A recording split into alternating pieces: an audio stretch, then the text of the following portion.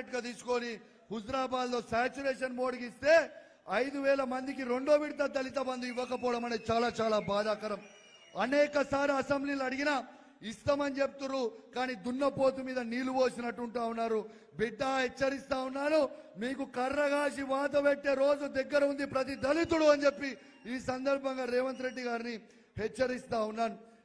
పదే సారి 2023లో వీణవంక మండలంలో ఉన్న కలువల చెరువు, ఆ చెరువుని ఆ రోజు వర్షంతో కొట్టుకపోతే కేసీఆర్ గారిని అడగంగానే ఆ రోజు డిపిఆర్ 70 కోట్ల రూపాయలతో డిపిఆర్ ఇస్తే ఇలా దురదృష్టవశాత్తు మన గవర్నమెంట్ పోయింది.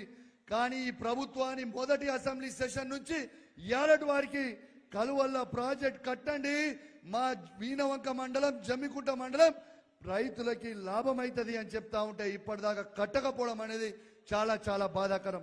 హరీష్ అన్న నాడు కమలాపూర్ పట్టణంలో 1,75,00,000 రూపాయలతోని అద్భుతమైన బస్ స్టాండ్ కట్టిస్తే ఇంకొక 1 కోటి రూపాయలు పెడితే అయిపోతుంది అనేక సార్లు అసెంబ్లీలు అడిగితే ఇప్పటిదాకా కూడా ఇవ్వకపోవడం చాలా చాలా బాధాకరం.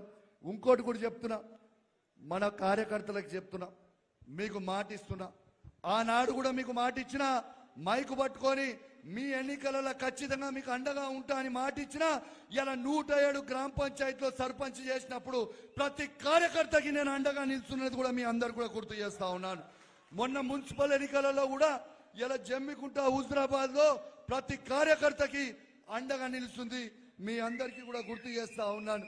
ఇలా బిడ్డ ఇంకో ముఖ్యమైన విషయము ఇలా అంటా ఉన్నారు, ఇలా కాంగ్రెస్ వాళ్ళు ఏమనుకుంటారు, డంపింగ్ యార్డ్ విషయం మేము లేపినాము, టెంట్ లేపినాం, ఇక డంపింగ్ యార్డ్ సంగతి మర్చిపోయారు అందరూ అని అనుకుంటారు.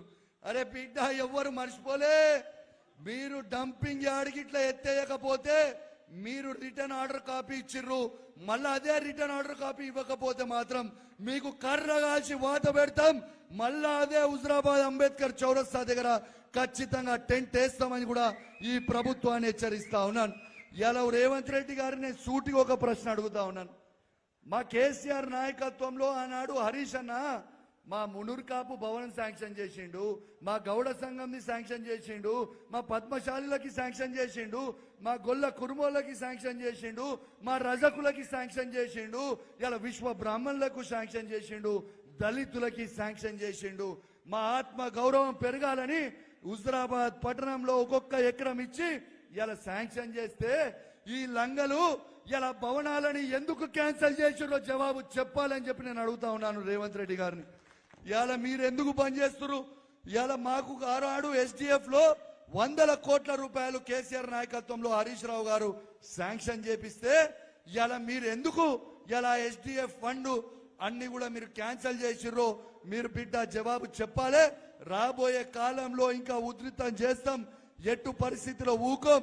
మన బీఆర్ఎస్ పార్టీ కార్యకర్తలకు కూడా చెప్తా ఉన్నాము, మీరు ఎవరు అధైర్యపడాల్సిన అవసరం లేదు.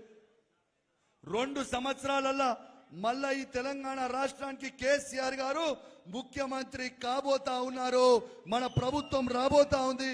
ఖచ్చితంగా మళ్ళా మన అందరం కూడా కేసీఆర్ గారు తెచ్చుకొని మన హుజరాబాద్ నియోజకవర్గాన్ని అభివృద్ధి చేసుకుందామని తెలియజేస్తూ, ఇక నేను ఎక్కువ హరీష్ అన్న మాట్లాడతారు కాబట్టి మీ అందరికీ కూడా ప్రత్యేకంగా ధన్యవాదాలు తెలియజేస్తూ, మీ అందరు కూడా హరీష్ అన్న మాట్లాడిన తర్వాత అయిపోయిన తర్వాత హరీష్ అన్న నిల్చుంటాడు, మీరు అందరూ లైన్గా వస్తే అందరితో ఫోటో ఇస్తా అని చెప్పి హరీష్ అన్న చెప్పిండు. కాబట్టి మీ అందరూ డిసిప్లిన్గా లైన్గా వస్తే ప్రతి ఒక్కరికి కూడా ఫోటో ఇస్తామని చెప్పి ఈ సందర్భంగా తెలియజేస్తూ, హరీష్ అన్నతో తీసుకోవచ్చని తెలియజేస్తూ, మరియు ఇప్పుడు అందరూ హరీష్ అన్నని ఉట్టి సిద్దిపేట ముద్దు బిడ్డ అనుకుంటారు, కానీ చాలా మందికి తెలియదు ఏంటంటే ఇవాళ హుజరాబాద్ ముద్దు బిడ్డ కూడా హరీష్ అన్ననే అయిందనే ముచ్చడం మీ అందరు కూడా తెలవాలి. ఇవాళ గౌరవనీయులు పెద్దలు మన ట్రబుల్ షూటర్ కాంగ్రెస్ పార్టీ చేస్తున్న దొంగ షూటింగ్లకి ఇలా AK-47 పట్టుకొని షూట్ చేసే ట్రబుల్ షూటర్ హరీష్ అన్న గారిని మాట్లాడాల్సిందిగా కోరుకుంటున్నా ఉన్నాను. అందరు గట్టిగా సపోర్ట్లతో స్వాగతం పలకాలని కోరుతా ఉన్నాను.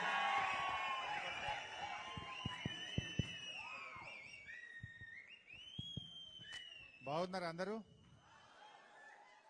జై తెలంగాణ, జై తెలంగాణ. కేసీఆర్ గారి నాయకత్వం, కేసీఆర్ గారి నాయకత్వం. జోహార్ తెలంగాణ అమరవీరులకు. గౌరవనీయులు, సభాధ్యక్షత వహిస్తున్న యంగ్ డైనమిక్ శాసనసభ్యులు, మీ అందరి అభిమాన నాయకుడు తమ్ముడు కౌశిక్ రెడ్డి గారికి, రాష్ట్రంలోనే సీనియర్ నాయకులు, ఉన్నతమైనటువంటి విలువలకు ఆదర్శాలకు కట్టుబడి రాజకీయాలంటే ప్రజాసేవ, రాజకీయాలంటే గ్రామాలకు, పల్లెలకు, ప్రజలకు జవాబుదారీతనంతో ఉండాలని తన జీవితం అంతా కూడా ఎంతో నిజాయితీతో, నిబద్ధతతో జగిత్యాలే కాదు మొత్తం ఉత్తర తెలంగాణ, మన కరీంనగర్ జిల్లా అభివృద్ధికి ఎనలేని సేవ చేసినటువంటి మాజీ మంత్రివర్యులు, సీనియర్ నాయకులు, పెద్దలు, గౌరవనీయులు శ్రీ జీవన్ రెడ్డి గారికి, కార్యక్రమంలో పాల్గొంటున్న హుస్నాబాద్ మాజీ శాసనసభ్యులు మిత్రులు ఉడతల సతీష్ బాబు గారికి, మన నియోజకవర్గానికి ఈ మెంబర్షిప్ డ్రైవ్ కు ఇన్ఛార్జిగా వచ్చినటువంటి విద్యార్థి ఉద్యమ నాయకుడు తమ్ముడు రాకేష్ గారికి, అదేవిధంగా మరొక విద్యార్థి ఉద్యమ నాయకుడు, మరి టిఆర్ఎస్వికి ఇద్దరు అధ్యక్షులు ఈయనే ఉన్నారు. మొదటి అధ్యక్షుడు ఎర్రొల్ల శ్రీనివాస్, రెండవ అధ్యక్షుడు మన హుజూరాబాద్ నియోజకవర్గ ముద్దుబిడ్డ గెల్లు శ్రీనివాస్ యాదవ్ గారికి,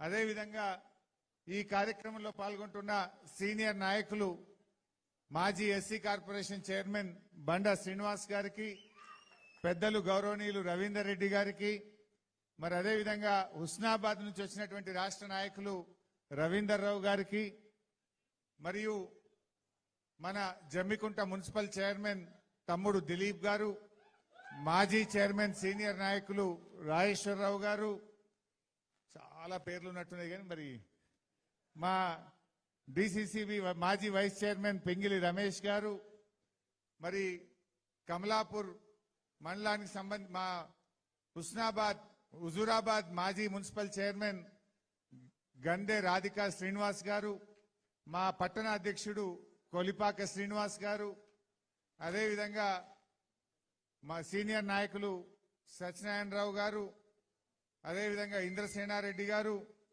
మరియు సీనియర్ నాయకులు బాలకృష్ణ రావు గారు, సహదేవ్ రెడ్డి గారు, తిరుపతి రెడ్డి గారు, మా తిరుపతిరావు గారు కమలాపూర్, అదేవిధంగా ఈ కార్యక్రమంలో పాల్గొంటున్నటువంటి మాజీ ఎంపీపీ ఇలంతకుంట వెంకటేష్ గారు, సీనియర్ నాయకులు తమ్ముడు రంజిత్ గౌడ్ గారు, సీనియర్ నాయకులు మనోహర్ రావు గారు, రాజేశ్వరరావు గారు, రామస్వామి గారు, సత్యనారాయణ గారు, ఇంకెవరైనా మర్చిపోయినా ఏమనుకోకుందిగా. సత్యనారాయణ మాజీ మార్కెట్ చైర్మన్ ఉన్నాడు, సత్యనారాయణరావు మాజీ కమలాపూర్ నాయకులు ఉన్నారు. ఓకే, ఇక మా కొండల్ రెడ్డి గారు, ఇంకా చాలా మంది కనబడుతారు, ఏమనుకోకూరిగా.